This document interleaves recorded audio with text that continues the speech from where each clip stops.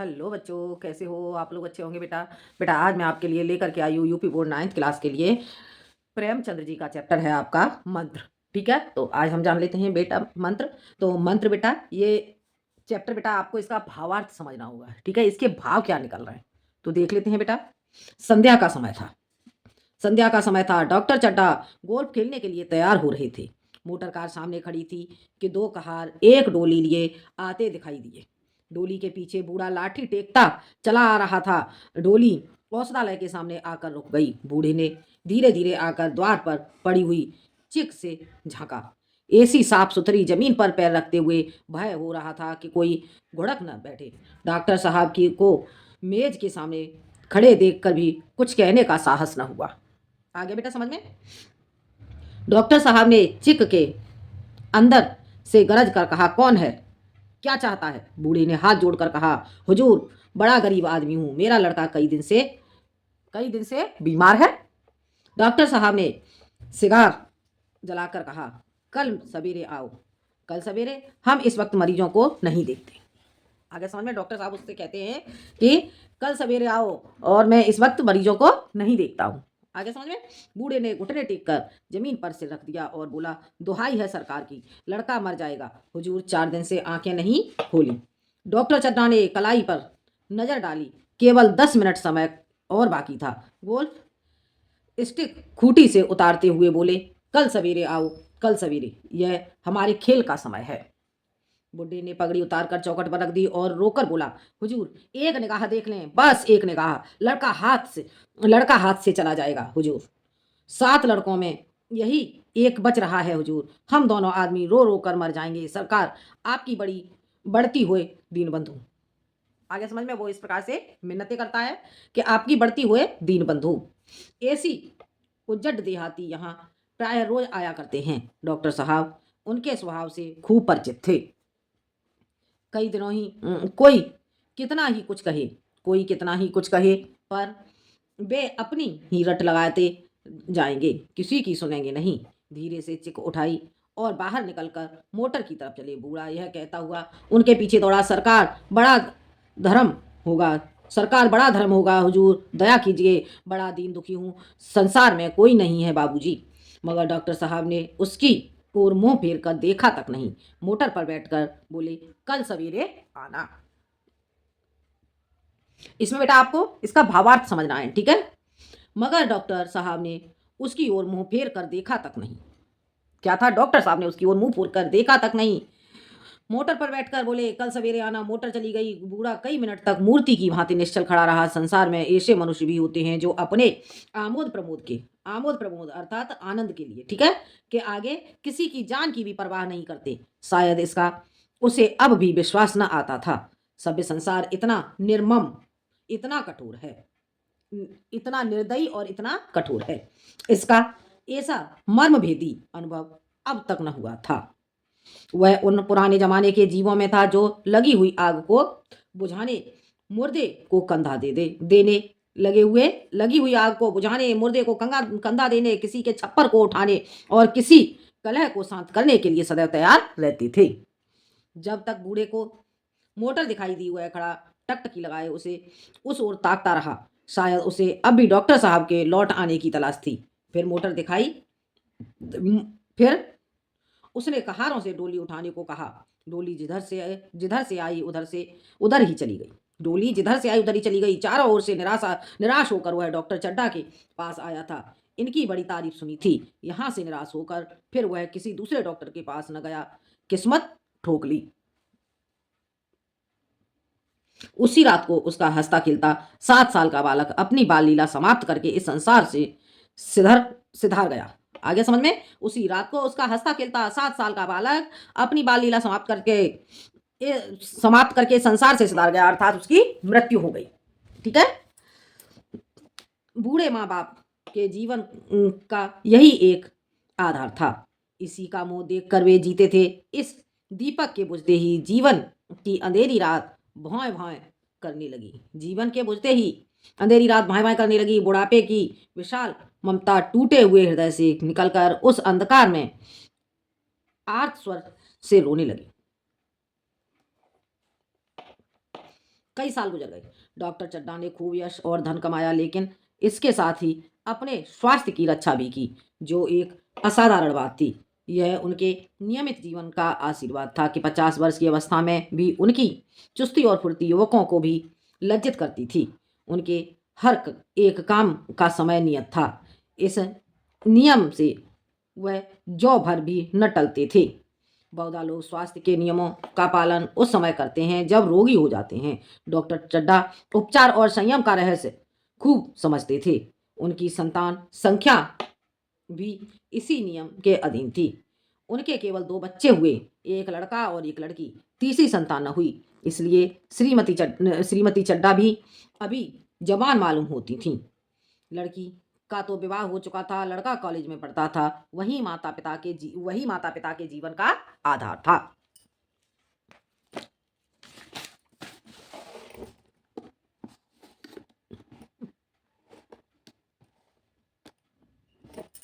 देखते बेटा, शील और विनय का पुतला, बड़ा ही रसिक, बड़ा ही उदार, विद्यालय का गौरव, युवक समाज की शोभा, मुखमंडल से तेज की छटासी निकलती थी। आज उसी की 20वीं सालगिरह थी। संध्या का समय था। हरी हरी हरी घास पर कुर्सियां बिछी हुई थीं। शहर के रईस और हुक्काम एक तरफ, कॉलेज के छात्र दूसरी तरफ बैठे भोजन कर रहे थे। बिजली के प्रकाश से सारा मैदान जगमगा रहा था। आमोद प्रमोद का सामान भी जमा था। छोटा सा प्रहसन खेलने की तैयारी थी। प्रहसन स्वयं कैलाश नाथ ने लिखा था। वही मुख्य एक्टर भी थे। इस समय वह एक रेशमी कमीज पहने, नंगे सिर नंगे पांव इधर से उधर मित्रों की आवभगत में लगा हुआ था। कोई पुकारता, कैलाश जरा इधर तो आना। कोई उधर से बुलाता, कैलाश क्या उधर ही रहोगे। कोई उधर से पुकारता, कैलाश क्या उधर ही रहोगे। सभी उसे छोड़ते थे, चोहले करते थे। सभी उसे छेड़ते थे, चोहले करते थे। बेचारे को जरा दम मारने का भी अवसर न मिलता था। सहसा एक रमणी ने उसके पास आकर कहा, क्यों कैलाश, तुम्हारा सांप कहाँ है, जरा मुझे दिखा दो। कैलाश ने उससे हाथ मिलाकर कहा, मृणालिनी, इस वक्त क्षमा करो, कल दिखा दूंगा। मृणालिनी ने आग्रह किया, जी नहीं, तुम्हें दिखाना पड़ेगा। मैं आज नहीं मानने की, तुम रोज कल कल करती हो। मृणालिनी और कैलाश दोनों सहपाठी थे और एक दूसरे से प्रेम में पगे हुए। कैलाश को सांपों के पालने, खिलाने और नचाने का शौक था। तरह तरह के सांप पाल रखे थे। उसके स्वभाव और चरित्र की परीक्षा करता रहता था। उसके थोड़े दिन हुए उसने विद्यालय में सांपों पर एक मार्के का व्याख्यान दिया था। सांपों को नचाकर दिखाया भी था। प्राण शास्त्र के बड़े बड़े पंडित भी यह व्याख्यान सुनकर दंग रह गए थे। यह विद्या उसने एक बूढ़े सपेरे से सीखी थी। सांपों की जड़ी बूटियां जमा करने का उसे मर्ज था। इतना पता भी मिल जाए कि किसी व्यक्ति के पास कोई अच्छी जड़ी है फिर उसे चैन न आता था। उसे लेकर ही छोड़ता था। यही व्यसन था। इस पर हजारों रुपए फूंक चुका था।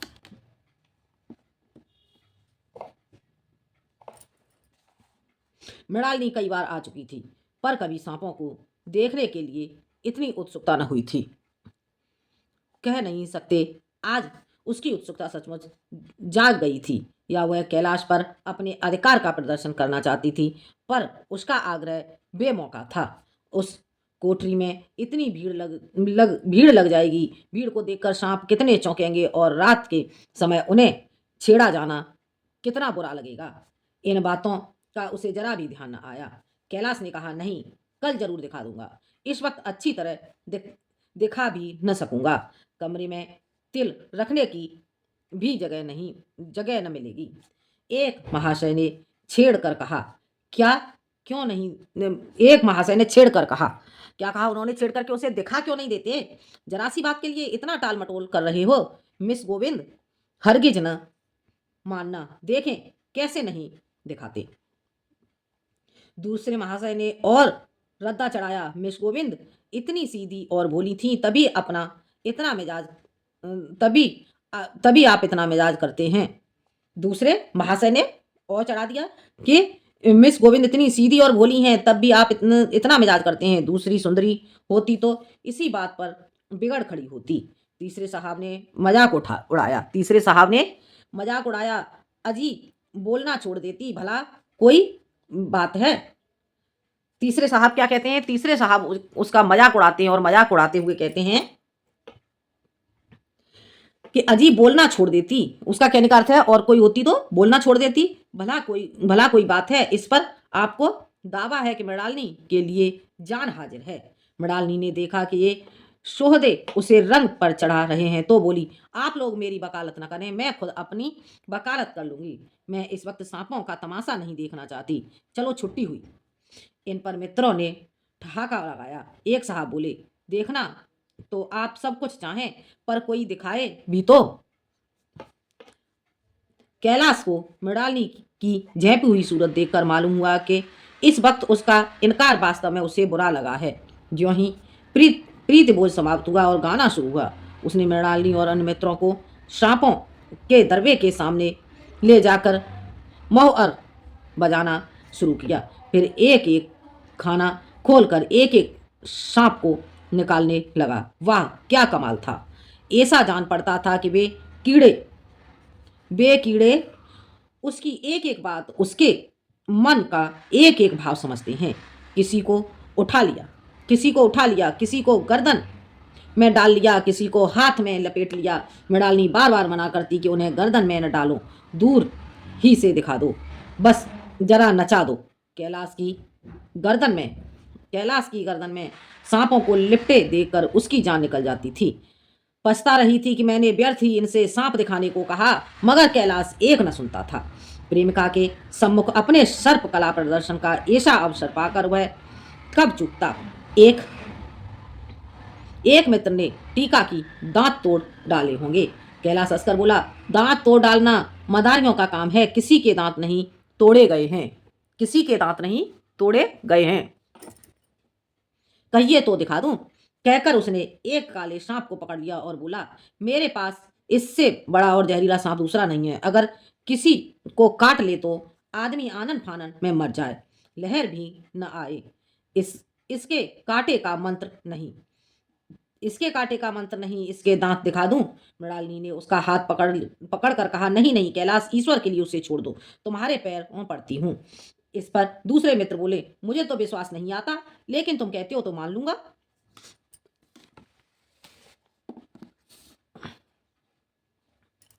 कैलाश ने सांप की गर्दन पकड़कर कहा, नहीं साहब, आप आंखों से देखकर मानिए, दांत तोड़कर वश में किया तो क्या किया। सांप बड़ा समझदार होता है। अगर उसे विश्वास हो जाए कि इस आदमी से मुझे कोई हानि न पहुंचेगी तो वह उसे हरगिज न काटेगा। मृणालिनी ने जब देखा कि कैलाश इस वक्त भूत सवार है भूत सवार है तो उसने यह तमाशा न करने के विचार से कहा, अच्छा भाई, अब यहां से चलो, देखो गाना शुरू हो गया है। आज आज मैं भी कोई चीज सुनाऊंगी। यह कहते हुए उसने कैलाश का कंधा पकड़कर चलने का इशारा किया और कमरे से निकल गई। मगर कैलाश विरोधियों का शंका समाधान करके ही दम लेना चाहता था। आ गया समझ में? मगर कैलाश विरोधियों का शंका समाधान करके ही दम लेना चाहता था। उसने सांप की गर्दन पकड़कर जोर से दबाई, इतनी जोर से दबाई कि उसका मुंह लाल हो गया, देह की सारी नसें तन गईं। सांप ने अब तक उसके हाथों ऐसा व्यवहार न देखा था। उसकी समझ में न आता था कि यह मुझसे क्या चाहता है। उसे शायद भ्रम हुआ कि यह मुझे मार डालना चाहता है, अतएव वह आत्मरक्षा के लिए तैयार हो गया। आ गया समझ में? कैलाश ने उसकी गर्दन खूब खूब दबाकर मुंह खोल दिया और उसके जहरीले दांत दिखाते हुए बोला, जिन सज्जनों को शक हो आकर देख लें। आया विश्वास या अब भी कुछ शक है? मित्रों ने आकर उसके दांत देखे और चकित हो गए। प्रत्यक्ष प्रमाण के सामने संदेह का स्थान कहाँ। मित्रों का शंका निवारण करके कैलाश ने सांप की गर्दन ढीली कर दी और उसे जमीन पर रखना चाहा, पर वह काला गेहुअन क्रोध से पागल हो रहा था। गर्दन नरम पड़ते ही उसने सिर उठाकर कैलाश की उंगली में जोर से काटा और वहां से भागा।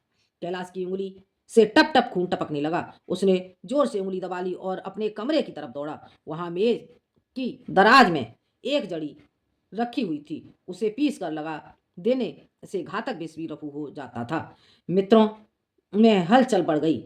बाहर महफिल में भी खबर हुई। डॉक्टर साहब घबरा कर दौड़े, फौरन उंगली की जड़ कसकर बांधी गई और जड़ी पीसने के लिए दी गई। डॉक्टर साहब जड़ी के कायल न थे। वह उंगली का डसा भाग नस्तर से काट देना चाहते थे, मगर कैलाश को जड़ी पर पूर्ण विश्वास था। मृणालिनी पियानो पर बैठी हुई थी। यह खबर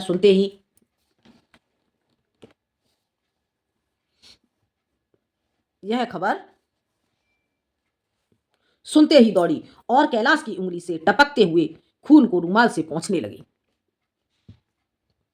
जड़ी पीसी जाने लगी, पर उसी 1 मिनट में कैलाश की आंखें झपकने लगीं, ओठों पर पीलापन दौड़ने लगा, यहां तक कि वह खड़ा न रह सका, फर्श पर बैठ गया।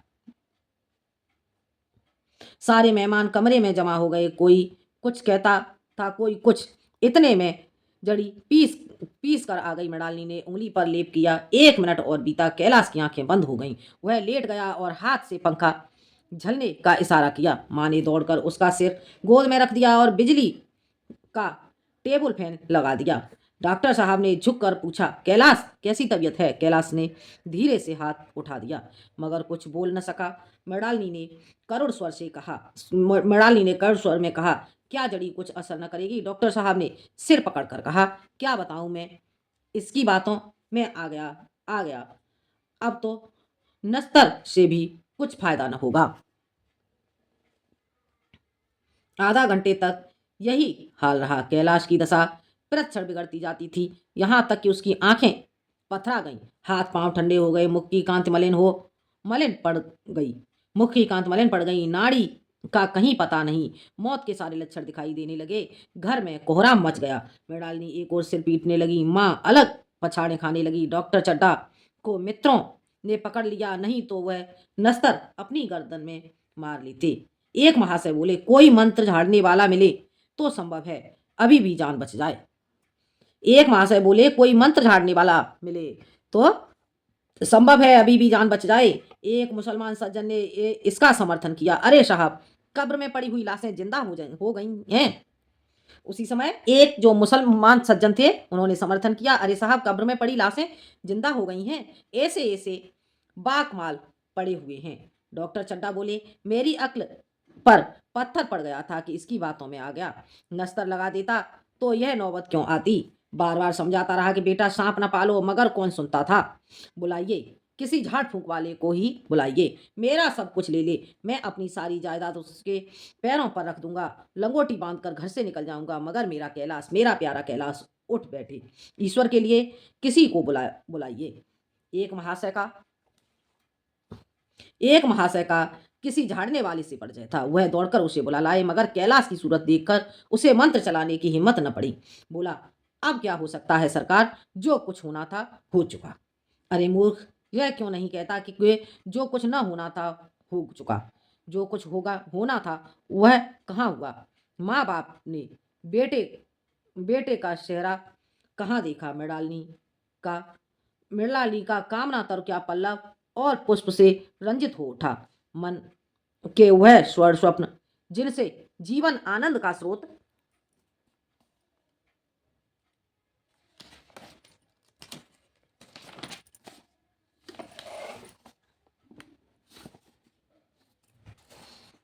बना हुआ था, क्यों पूरे हो गए।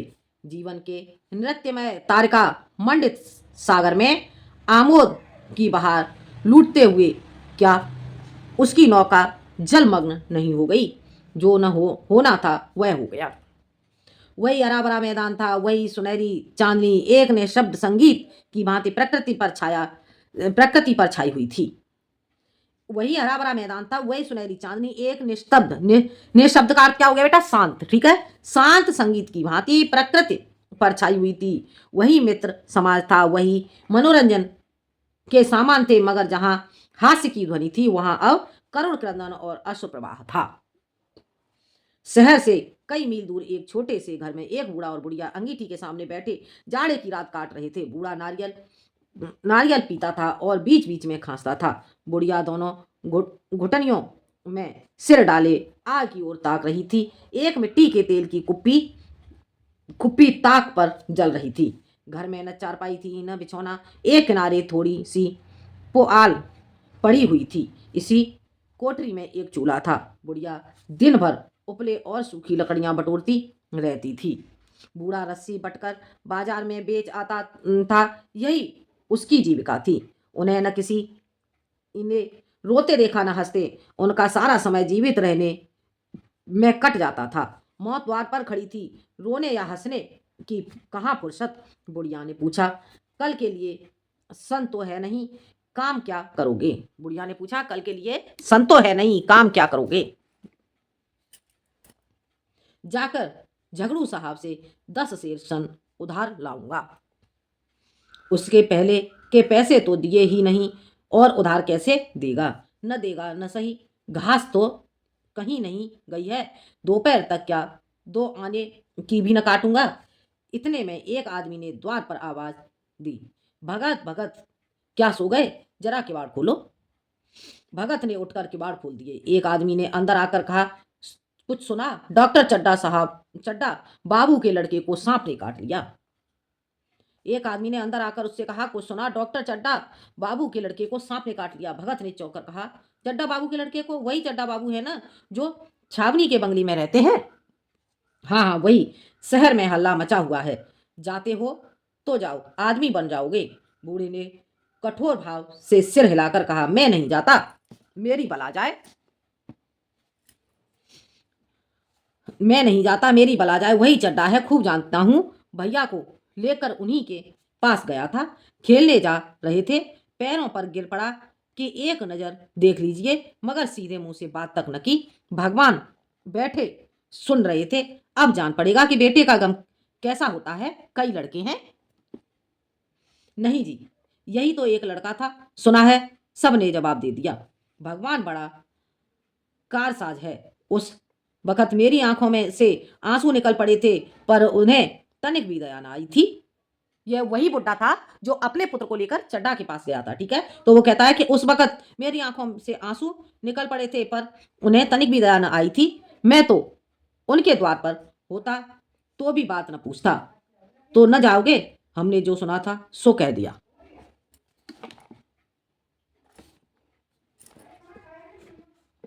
अच्छा किया, अच्छा किया। कलेजा ठंडा हो गया, आंखें ठंडी हो गईं, लड़का भी ठंडा हो गया होगा। तुम जाओ, आज चैन की नहीं सोऊंगा। बुढ़िया से, जरा तमाकू दे दो, एक चिलम और पीऊंगा, अब मालूम होगा लाला को। सारी साहबी निकल जाएगी। हमारा क्या बिगड़ा, हमारा क्या बिगड़ा? लड़के के मर जाने से कुछ राज तो नहीं चला गया। जहां 6 बच्चे गए थे वहां एक और चला गया। तुम्हारा तो राज सूना हो जाएगा। उसी के वास्ते सबका गला दबा दबा कर जोड़ा था ना।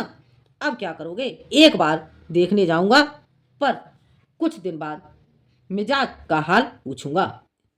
एक बार देखने जाऊंगा, पर कुछ दिन बाद मिजाज का हाल पूछूंगा। आदमी चला गया। भगत ने किवाड़ बंद कर लिए, तब चिलम पर तमाकू रख कर पीने लगा।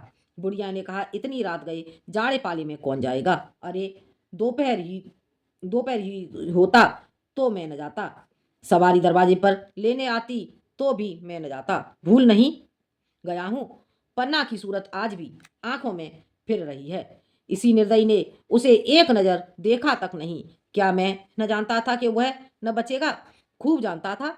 चड्डा भगवान नहीं थे कि उनके एक निगाह देख लेने से अमृत बरस जाता। नहीं, खाली मन की दौड़ थी, जरा तसल्ली हो जाती, बस बस इसलिए उनके पास दौड़ा गया था। अब किसी दिन जाऊंगा और कहूंगा, क्यों साहब कहिए, क्या रंग है? दुनिया बुरा कहेगी, कहे, कोई परवाह नहीं।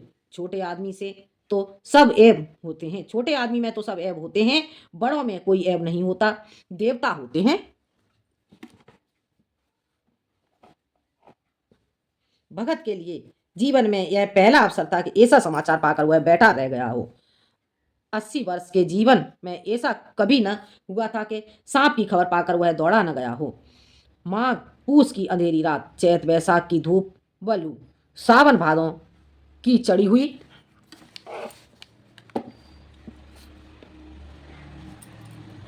नदी और नाले, किसी की उसने कभी परवाह न की। वह तुरंत घर से निकल पड़ता था। निस्वार्थ निष्काम लेन देन का विचार कभी दिल में आया नहीं। यह ऐसा काम ही न था। जान का मूल्य कौन दे सकता है? यह एक पुण्य कर्म था। सैकड़ों निराशों को उसने सैकड़ों निराशों को उसके मंत्रों ने जीवन दान दे दिया था, पर वह आज घर से कदम नहीं निकाल सका। यह खबर सुनकर सोने जा रहा था। बुढ़िया ने कहा, तंबाकू अंगीठी के पास रखी हुई है, उसके भी आज 2.5 पैसे हो गए, देती ही न थी। बुढ़िया यह कहकर लेटी। बूढ़े ने कुप्पी बुझाई, कुछ देर खड़ा रहा, फिर बैठ गया, अंत को लेट गया। पर यह खबर उसके हृदय पर बोझ की भांति रखी हुई थी। उसे मालूम हो रहा था उसकी कोई चीज खो गई है, जैसे सारे कपड़े पीले जैसे उसे मालूम हो रहा था उसकी कोई चीज खो गई है, जैसे सारे कपड़े गीले हो गए हैं, या पैरों में, आगे समझ में, उसे मालूम हो रहा था उसकी कोई चीज खो गई है, जैसे सारे कपड़े गीले हो गए हैं या पैरों में कीचड़ लगा हुआ है, जैसे उसके मन में कोई बैठा हुआ उसे घर से निकालने के लिए कुरेद रहा है। बुढ़िया जरा देर में खर्राटे लेने लगी। बूढ़े बातें करते करते सोते हैं और जरा सा खटका होते ही जागते हैं। तब भगत उठा, अपनी लकड़ी उठा ली और धीरे से किवाड़ खोले। बुढ़िया ने पूछा, कहाँ जाते हो? कहीं नहीं, देखता हूं कितनी रात है। अभी बहुत रात है, सो जाओ। नींद नहीं आती। नींद काहे को आएगी, मन तो चड्डा के घर पर लगा हुआ है। बुढ़िया कहती है, नींद काहे को आएगी, मन तो चड्डा के घर पर लगा हुआ है। चड्डा ने मेरे साथ कौन सी नेकी कर दी जो वहां जाऊं? वह आकर पैरों में पड़े तो भी न जाऊं? उठे तो तुम इसी इरादे से हो? नहीं री, ऐसा पागल नहीं हूं कि जो मुझे कांटे बोए उसके लिए फूल बोता फिरूं। बुढ़िया फिर सो गई। भगत ने किवाड़ लगा दिए और फिर आकर बैठा, पर उसके मन की कुछ ऐसी दशा थी जो बाजे की आवाज कान में पड़ते ही उपदेश सुनने वालों की होती है। आंखें चाहे उपदेशक की ओर हों, पर कान बाजे ही की ओर होते हैं। दिल पर भी बाजे की ध्वनि गूंजती रहती है। शर्म के मारे जगह से नहीं उठता। निर्दयी प्रतिघात का भाव भगत के लिए उपदेशक था, पर हृदय उस अभागे युवक की ओर था जो इस समय मर रहा है, जिसके लिए एक एक पल का विलंब घातक था। उसने फिर किवाड़ खोले, इतने धीरे से कि बुढ़िया को खबर न हुई। बाहर निकल आया। उसी वक्त गांव का चौकीदार गश्त लगा रहा था। बोला, कैसे उठे भगत? आज तो बड़ी सर्दी है, कहीं जा रहे हो क्या? भगत ने कहा, नहीं जी, जाऊंगा कहाँ, देखता हूं अभी कितनी रात है, भला कै बजे होंगे। चौकीदार बोला, 1 बजा होगा, और क्या, अभी थाने से आ रहा हूं। अभी थाने से आ रहा था। चौकीदार कहता है, 1 बजा होगा, अभी थाने से आ रहा हूं। तो डॉक्टर चड्डा बाबू के बगले पर भीड़ लगी हुई थी। उनके लड़के का हाल तो तुमने सुना होगा।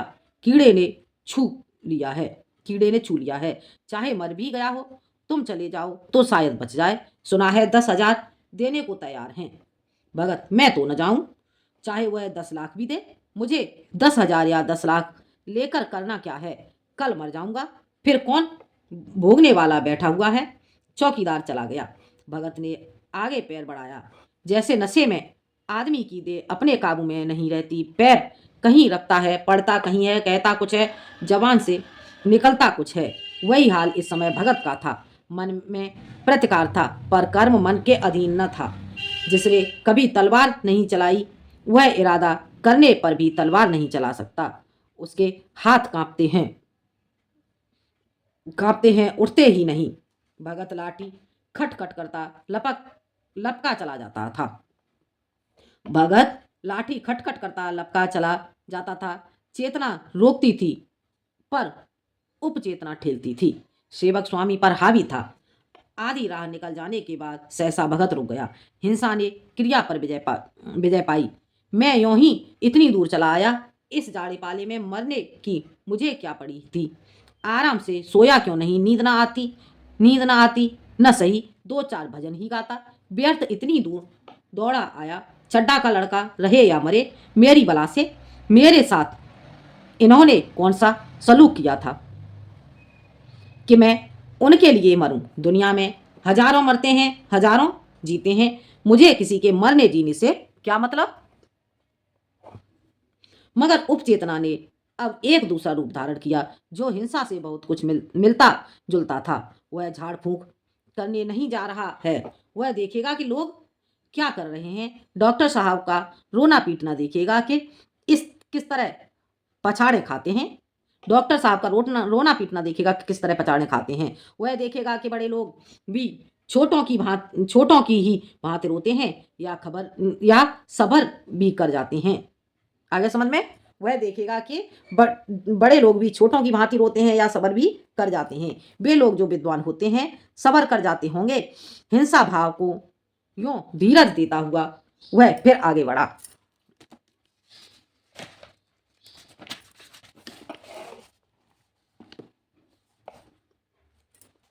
इतने में दो आदमी आते दिखाई देते हैं। दोनों बातें करते चले आ रहे थे। चड्डा बाबू का घर उजड़ गया। वही तो एक लड़का था। भगत के कान में यह आवाज पड़ी। उसकी चाल और भी तेज हो गई। थकान के मारे पाँव न उठते थे। शिरोभाग इतना बढ़ा जाता था मानो अब मुंह के बल गिर पड़ेगा। इस तरह कोई 10 मिनट चला होगा कि डॉक्टर साहब का बगला नजर आया। बिजली की बत्तियां जल रही थी मगर सन्नाटा छाया हुआ था। रोने पीटने की आवाज भी न आती थी। भगत का कलेजा धक धक करने लगा। कहीं मुझे बहुत देर तो नहीं हो गई। वह दौड़ने लगा। अपनी उम्र में वह इतना तेज कभी न दौड़ा था। बस यही मालूम होता था मानो उसके पीछे मौत दौड़ी आ रही है। 2 बज गए थे। मेहमान विदा हो गए। रोने वालों में केवल आकाश के तारे रह गए थे और सभी रो रो कर थक गए थे। बड़ी उत्सुकता के साथ लोग रह रहकर आकाश की ओर देखते थे कि किसी तरह सुबह हो और लाश गंगा की गोद में दी जाए।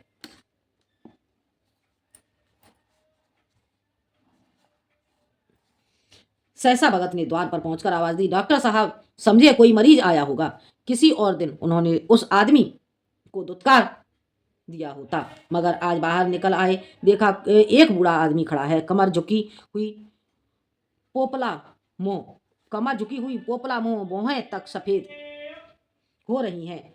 लकड़ी के सहारे कांप रहा था। बड़ी नम्रता से बोले, क्या है भाई? आज तो क्या है भाई? आज तो हमारे ऊपर ऐसी मुसीबत कुछ पड़ गई है कि कुछ कहते नहीं बनता। फिर अभी फिर कभी आना। बड़ी नम्रता से बोले, क्या है भाई? आज तो हमारे ऊपर ऐसी मुसीबत पड़ गई है कि कुछ कहते नहीं बनता। फिर कभी आना। इधर 1 महीना तक शायद मैं किसी मरीज को न देख सकूंगा। भगत ने कहा, सुन चुका हूँ बाबूजी, इसीलिए आया हूँ। भैया कहाँ हैं? जरा मुझे दिखा दीजिए। भगवान बड़ा कारसाज है, मुर्दे को जिला सकता है। कौन जाने अब भी उसे दया आ जाए। चड्डा ने व्यथित स्वर से कहा, चलो देख लो। मगर 3-4 घंटे हो गए। जो कुछ होना था हो चुका। बहुतेरे झाड़ने फूकने वाले देख कर चले गए। डॉक्टर साहब को आशा तो क्या होती? डॉक्टर साहब को आशा तो क्या होती? हाँ, बूढ़े पर दया आ गई। अंदर ले गए। भगत ने लाश को 1 मिनट तक देखा, तब मुस्कुरा कर बोला, अभी कुछ नहीं बिगड़ा है बाबूजी। वह नारायण चाहेंगे तो आधा घंटे में भैया उठ बैठेंगे। आप नाहक दिल छोटा कर रहे हैं। जरा कहारों से कहिए पानी तो भरें। कहारों ने पानी भर भर कैलाश को नहलाना शुरू किया। पाइप बंद हो गया था। कहारों की संख्या अधिक न थी, इसलिए मेहमानों ने अहाते के बाहर कुएं से पानी भर भर कर कहारों को दिया। मृणालिनी कलसा लिए पानी ला रही थी। बूढ़ा भगत खड़ा मुस्कुरा मुस्कुरा कर मंत्र पढ़ रहा था मानो विजय उसके सामने खड़ी है। जब एक मंत्र समाप्त हो जाता तब वह एक जड़ी कैलाश को सुभा देता। इस तरह न जाने कितने घड़े कैलाश के सिर पर डाले गए और न जाने कितनी बार भगत ने मंत्र फूंका। आखिर जब उषा ने अपनी लाल लाल आंखें खोली तो कैलाश की भी लाल लाल आंखें खुल गईं। एक क्षण में उसने अंगड़ाई ली और पानी पीने को मांगा। डॉक्टर चड्डा ने दौड़कर नारायणी को गले लगा लिया। नारायणी दौड़कर भगत के पैरों पर गिर पड़ी और मृणालिनी कैलाश के सामने आंखों से आंसू भरे पूछने लगी, अब कैसी तबीयत है? मृणालिनी कैलाश के सामने आंखों में आंसू भरे पूछने लगी, अब कैसी तबीयत है? एक क्षण में चारों तरफ खबर फैल गई। मित्रगण मुबारकबाद देने आने लगे। डॉक्टर साहब बड़े श्रद्धा भाव से हर एक के सामने भगत का यश गाते फिरते थे। सभी लोग भगत के दर्शनों के लिए उत्सुक हो उठे। सभी लोग भगत के दर्शनों के लिए उत्सुक हो उठे। मगर अंदर जाकर देखा तो भगत का कहीं पता न था। नौकरों ने कहा, अभी तो यहीं बैठे चिलम पी रहे थे, हम लोग तमाकू देने गए तो नहीं ली, अपने पास से तमाकू निकाल कर भरी। यहाँ तो भगत की चारों ओर तलाश होने लगी और भगत लपका हुआ घर चला जा रहा था कि बुढ़िया के उठने से पहले पहुंच जाऊं। जब मेहमान लोग चले गए तो डॉक्टर साहब ने नारायणी से कहा, बुड्ढा न जाने कहाँ चला गया, एक चिलम तम्बाकू का भी रवादार न हुआ। नारायणी, मैंने तो सोचा था इसे कोई बड़ी रकम दूंगी। चड्डा, रात को मैंने नहीं पहचाना पर जरा साफ हो जाने पर पहचान गया। चड्डा, रात को मैंने नहीं पहचाना पर जरा साफ हो जाने पर पहचान गया। एक बार यह एक मरीज को लेकर आया था। मुझे अब याद आता है कि मैं खेलने जा रहा था और मरीज को देखने से इनकार कर दिया था। आज उस दिन की बात याद करके मुझे इतनी ग्लानि हो रही है, उसे प्रकट नहीं कर सकता। मैं उसे खोज निकालूंगा और पैरों पर गिरकर अपना अपराध क्षमा कराऊंगा और पैरों पर गिर करके अपना अपराध क्षमा कराऊंगा। कुछ लेगा नहीं, यह जानता हूं। उसका जन्म यश की वर्षा करने ही के लिए हुआ है। डॉक्टर चड्डा कहते हैं कि वह कुछ लेगा नहीं, उसका जन्म यश की वर्षा करने के लिए हुआ है। उसकी सज्जनता ने मुझे ऐसा आदर्श दिखा दिया है जो अब से जीवन पर्यंत मेरे सामने रहेगा। ठीक है बेटा, तो ये था आपका चैप्टर, जो प्रेमचंद्र जी हैं, प्रेमचंद्र जी का चैप्टर है आपका मन। ठीक है, तो ये चैप्टर बेटा आपको समझ में आ गया होगा। अब अगले वीडियो में बेटा मैं इसके अभ्यास प्रश्न बताऊंगी आपको। ठीक है, आज के लिए इतना ही, धन्यवाद।